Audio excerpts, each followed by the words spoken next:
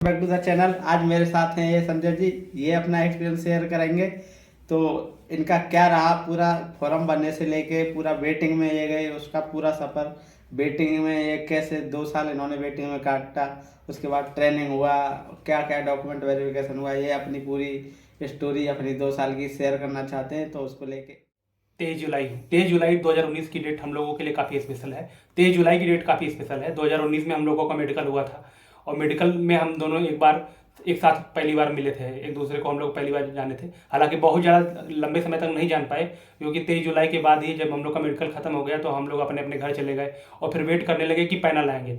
फिर लगातार कई पैनल आते गए, 5 पैनल आ गए, उसमें हम लोगों का नाम नहीं आया। तो बाद में मालूम चला कि जो हम लोगों का वेटिंग में नाम चला गया है वो काफ़ी कम नंबरों के लिए गया है, कुछ पॉइंट में नंबर। दशमलव के 2 अंक 3 अंक बाद 0.034 0.987 ऐसे करके सब लोगों का, हम लोगों का तकरीबन 20 आदमी थे हम एक पैनल में, जो बाद में हमारा क्लियर हुआ। हम सबका वेटिंग में चला गया था।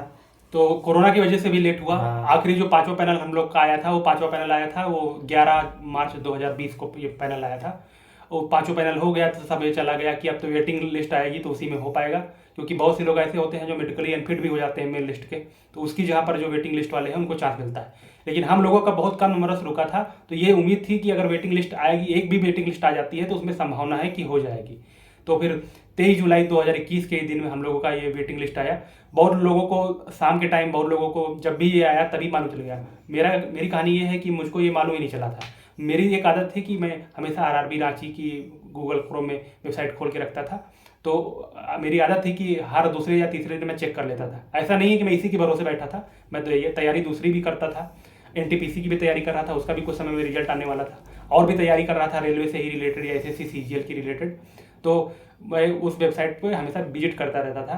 तो उस दिन भी 10:25 रात में खाना खाने के बाद उसका टाइम हो रहा था, मैं लेटा हुआ था। मैंने उस वेबसाइट को खोला, तो खोलते ही सामने आ गया कि वेटिंग लिस्ट का पैनल आ गया है। तो उस पैनल पर मैंने क्लिक किया, तो मुझे उम्मीद थी कि शायद हो जाए, लेकिन मुझको पूरी तरीके से भी विश्वास नहीं था। जब मैंने क्लिक किया तो उसमें 20वें नंबर पर मैंने नाम देखा। मेरे पिताजी का नाम पहले दिखाई पड़ता है, क्योंकि उसमें फादर्स का नेम पहले था। तब मैंने अपने पिताजी का नाम देखा, फिर मैंने अपना नाम देखा, फिर भी मुझे विश्वास नहीं हुआ।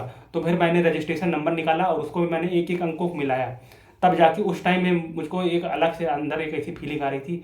मैं अंदर से थोड़ा कांप रहा था। उसके बाद मेरे पापा बाहर गए थे, होम टाउन गए थे, तो फिर मैंने वहाँ पर अपने पापा को फ़ोन लगाया। उसमें वो लोग सो रहे थे। उसके बाद फ़ोन लगाने के बाद में फिर मैंने बात की, मम्मी और अपने भाई को भी जगाया था उसी टाइम पे। तब पापा को मैं भेजा, फिर मेरी सिस्टर से मेरी बात हुई, उसको भी मैंने व्हाट्सअप किया। और लोगों को भी, कुछ जानने पहचानने वाले लोग थे, उनको मैंने व्हाट्सएप ऐसे ही मेरा भी यही था। 20 अगस्त की डेट आई। 20 अगस्त की डेट इसलिए खास है कि उस दिन ये आया कि हम लोगों को भी एक होता है ना कि जब सरकारी नौकरी मिलती है तो डाकिया आता है, वो एक लेकर आता है कि हाँ ये आपका जॉब लेटर आ गया है, हाँ। आपको ज्वाइन करने के लिए ज्वाइनिंग लेटर दिया है वो। लेकिन हम लोगों के साथ में ऐसा नहीं हुआ, क्योंकि उस टाइम कोरोना दोबारा दूसरी फेज भी आई थी अप्रैल मई में। तो कोरोना उस टाइम में चल ही रहा जीमेल था। पे ही भेज दिए थे हाँ, वो तो लोग। जीमेल पे भेज दिए थे। उस दिन मैं क्या कर रहा था, उस दिन भी मैं 20 अगस्त की डेट है, वो भी काफ़ी खास है। लगभग 1 महीने के बाद में हम लोगों का जीमेल पे ही ये कॉल लेटर आया और इसमें ज्वाइनिंग लेटर था। इसमें सारी चीज़ें बताई गई थी कि कैसे कैसे हम लोगों को क्या क्या डॉक्यूमेंट रेडी करना है। बहुत सारे डॉक्यूमेंट उसमें दिए गए थे, वो सब बनाने होते थे। उसके बाद में हमें रिपोर्ट करना था अपने डिवीज़न में रिपोर्ट किए डॉक्यूमेंट बनवाने के बाद। और उसके बाद हमें बताया गया ट्रेनिंग के लिए समय दिया गया कि आपको ट्रेनिंग में बुलाया जाएगा, फ़ोन आएगा आपके पास, नंबर वहाँ पहले से ही था। उसके बाद में तकरीबन और 1.5-2 महीने लगा होगा। नहीं, 1.5-2 महीने नहीं लगा। जो हम लोग का तुम्हारा 6 तारीख सितंबर में, मेरा हाँ, 9 सितंबर को 6 हुआ को था। था मेरा। तो उसके बाद में हमारा आ गया था 14 सितंबर को। हमारी ट्रेनिंग शुरू हो चुकी थी 14 सितंबर और को वो भी सुबह ऑनलाइन सुबह। हुई थी। हम सब सो की जगह भी नहीं था, फोन जा रहा था कि आप ज्वाइन कीजिए। और वो भी हो रही थी हमारी गूगल मीट पर।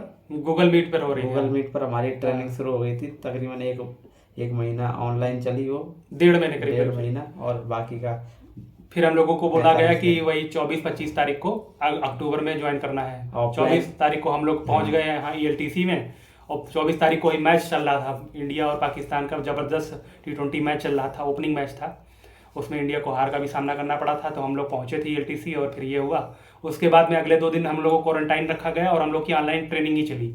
उसके बाद में 28 या 27 अक्टूबर से जाके हम लोगों की फिर ऑफलाइन यानी कि क्लास में ट्रेनिंग चालू हो गई। अब हमारी इस प्रकार 90 दिन बाद 92 दिन बाद ट्रेनिंग समाप्त होके हमको मिल गया एएलपी और हमको लॉबी मिला जिसमें हम अभी भी कार्यरत हैं। और यहीं पिछले हम 1.5-2 साल से इधर ही अपना किए हुए हैं। इसके बाद अभी हमारा ट्रांसफ़र आने वाला है। तो ये था हमारा। अब इसमें क्या है, देखिए ड्यूटी आपके लिए अनटाइमली भी ड्यूटी है, आपको अच्छा रेस्ट करना होगा। आप फ्रंट लाइनर वर्कर हैं, इसमें आपके पीछे बहुत सारी जिम्मेदारी होती है, वो सब आपको तो जैसे जैसे हम लोग ज्वाइन किए, जब हम लोग शुरुआत किए थे, तब हम लोग किसी भी चीज़ की जब शुरुआत करते हैं तो उस डिपार्टमेंट में हम नए होते हैं, वहाँ पर हमसे ज़्यादा एक्सपीरियंस लोग होते हैं, तो उनसे हमें सीखना होता है या उनके कार्य करने की प्रणाली से हमें सीखना होता है। साथ ही साथ जैसे जैसे हमारा एक्सपीरियंस बढ़ता जाता है तो हम सोचने भी ज़्यादा लगते हैं। पहले जब नए नए आए थे तो हमें दिन रात का ज़्यादा पता नहीं चलता था। नाइट में ड्यूटी लगती थी तो नाइट में चले जाते थे, दिन में ड्यूटी लगती थी दिन में चले जाते थे। जैसे जैसे टाइम बीतता है वैसे वैसे आदत भी पड़ती जाती है और फिर अलग अलग तरह की चीज़ें भी चलने लगती हैं लाइफ में। हम हम लोग की एक स्टेप होती है, उसको पार करके फिर दूसरा स्टेप हम लोग को होता है। तो दूसरा स्टेप ये होता है कि हम अपनी लाइफ में आगे बढ़ते हैं तो और भी चीज़ें आती हैं। अब जैसे कि हम लोगों का जब तक जॉब नहीं लगा था तब तक यही सोचते थे कि किसी तरीके से जॉब लग जाए। अब जॉब लगने के बाद में सोचते थे कि हमारी जॉब काफ़ी दूर लग गई है तो हमें ट्रांसफ़र मिल जाए। तो पहले ट्रांसफ़र नहीं मिल रहा है तो उसी डिवीज़न में कोई अच्छी लॉबी, यानी कि जैसे टाटा नगर है हम लोग के आसपास में, वहाँ पर हम लोगों की जो ड्यूटी हो जाए। तो ये सब चीज़ें दिन रात हमारे दिमाग में चलती है कि हम जो भी करते हैं उससे हमें हमेशा अच्छा ही चाहिए होता है, तो हम कभी सेटिस्फाई नहीं होते हैं अपनी लाइफ में।